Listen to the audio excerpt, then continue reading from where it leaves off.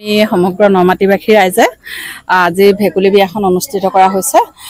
ইয়াৰ কাৰণটো হ'ল আমাৰ ঐতিহাসিক জয়খামদাং ঘাট পথাৰ যিখন বুৰঞ্জী প্ৰসিদ্ধ। আজি পৰ্যন্ত কৃষকে আজি খেতি কৰিব পৰা নাই।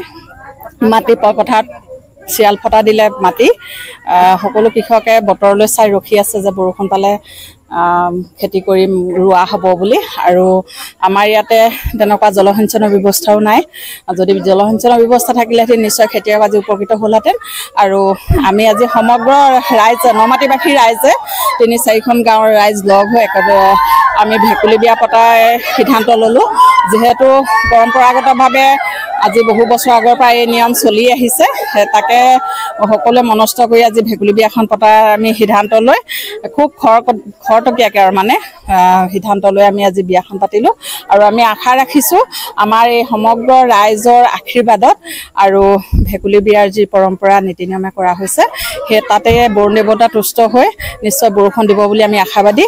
আৰু বৰষুণ দিয়ক আৰু আপোনালোকেও সকলোৱে আশীৰ্বাদ কৰক আৰু নমাটিবাসীৰ সকলোৰে উপকৃত হওক, সকলো কৃষকৰ মুখলৈ যাতে হাঁহি আহে তাৰে কামনা কৰিছোঁ। আজি আমি প্ৰথম অৱস্থাত আমি দৰা ঘৰ চাবলৈ যোৱা হ'ল, আমি সকলো আইসকল। আৰু দৰা ঘৰৰ পৰা আহি ইয়াত ছোৱালী ঘৰত তামোল পাণ পেলোৱা পৰ্বটো আমাৰ দিনতেই হৈ গ'ল। তাৰপিছত এতিয়া সন্ধিয়া দৰা ছোৱালী নিবলৈ অহা হ'ল। লগতে দৰা ঘৰ আৰু কইনা ঘৰ একেলগে হৈ আমি পানী তোলাৰ যি পৰ্ব সেই পৰ্ব ইতিমধ্যে আমাৰ সমাপ্ত হৈছে। এতিয়া দৰা কইনা নোৱাই আৰু মাংগলিক অনুষ্ঠানত আমি সকলোৱে আশীৰ্বাদ দি তেওঁলোকৰ যুগ্ম জীৱন আমি আৰম্ভ কৰিম। দৰা হ'ল আমাৰ ভকত গাঁৱৰ আৰু ছোৱালী হ'ল তাইৰা গাঁৱৰ। আৰু ইয়াতে নাওহলীয়া গাঁও, বচা গাঁও সকলো ৰাইজ 4খন গাঁৱৰ লগ হৈ একেলগে অনুষ্ঠানভাগ পতা হৈছে।